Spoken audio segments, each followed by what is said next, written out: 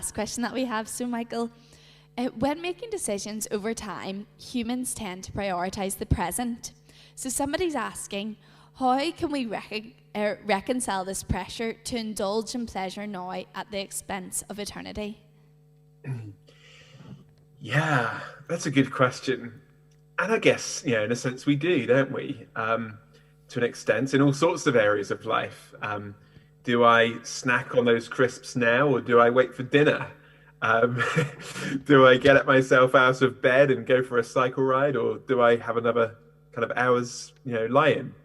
And there are all sorts of decisions where we have to make a decision about, what am I going to do? And often the temptation is in life to prioritize what makes me happy in this moment, not what I will be glad that I did in an hour, a day, a week, or a month's time. And yet, so often in life, it's when we actually do the counterintuitive thing that we look back with gratitude, don't we? I look back and say, I'm really glad I actually got myself out of bed and pushed my body to do some exercise because I feel better for it. I'm really glad I didn't snack my way through the afternoon because I've appreciated my dinner more. These are silly kind of temporal illustrations, but they show the reality of the principle, don't they? That if we can defer our sense of enjoyment, actually that will be good for us. In fact, psychologists discovered this. There were some psychological experiments that were done a number of years ago. If you study psychology, you'll probably have come across them, where children were asked or given a choice. You can eat one sweet now. I think it was one sweet. But if you wait for, I can't remember the length of time it was, probably wasn't that long for a kid. But if you wait for a certain length of time and don't eat the one sweet, you'll get two sweets.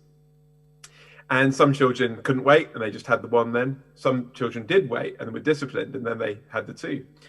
What they did, though, is that years later, once these children had grown up and become teenagers, gone into adulthood, they compared these different individuals. And they recognized that actually those who were able to defer enjoyments, who were patient enough to be able to say, actually, I'm going to defer that and have something better in the future, did better in life in all sorts of different metrics of determining success than those who just wanted it now. And I'm not surprised by that, because that seems to fit with what the Bible tells us, that actually God has created us for pleasure and joy, but sometimes actually the shape of the Christian message is the cross before the resurrection. And it wasn't just that for Jesus, he died and then rose to life. Often actually it's the shape of the Christian life, that actually we die to ourselves, we die to our desires, we die to those temporal desires, but actually we find on the other side a life that we didn't expect, a joy that we just didn't think was going to come. So I would say that is the kind of counterintuitive nature of the Christian faith. But also, actually, I would say, in a sense, we do that all the time, don't we, in different ways? Why do you continue to study? I was going to say go to your lectures, but I guess most of you don't go to lectures. But why do you keep logging on to your lectures? Well, I guess there's the hope that at the end of your time, you will get a degree, and the hope that that will get you a job and so on. We're always making decisions based on the future, aren't we?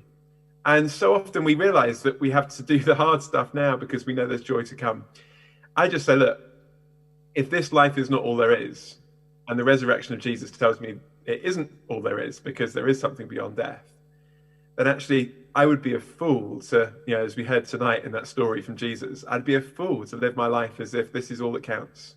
And it'd be much wiser to take into account, actually, there's a whole lot more to the story, and then start to make decisions in life based on that. But yeah, I just come back to say, some of Jesus' words on that. He says, those who want to save their lives will lose it, but those who lose their lives for me will find it. It is counterintuitive Christianity. It might, you might be thinking like, oh, you know what, to become a Christian it would just feel like giving up everything that's good in life. It would feel like death. And Jesus says, yeah, it feels like that. But on the other side, you find life, a life that you didn't expect. And C.S. Lewis, when he wrote his biography of his life, he called it Surprised by Joy. And he did that for a couple of reasons. One, because his wife was called Joy and he was surprised to meet her. But also because as an atheist, he didn't want to become a Christian because he thought it was going to be the end of life.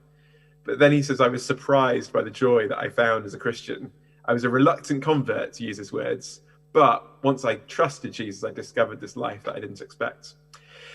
So all I'd say is check it out. And as Mark mentioned earlier, if you've not yet got one of those copies of Uncover, the best thing to do is come down tomorrow lunchtime, pick up your free copy and start reading that for yourself. But more than that, get in touch with the person who maybe told you about this event or whose Facebook feed shared it with you and say, I'd like to chat to you about it. And maybe you can meet up, go for a walk, sit on that park bench and discuss the things that you're reading. But do look into this. If what we said tonight has even just a chance of being true, it would be worth looking into more. And we kind of want to say, actually, there's more than a chance it's true. We really think it really is objectively true and worth checking out.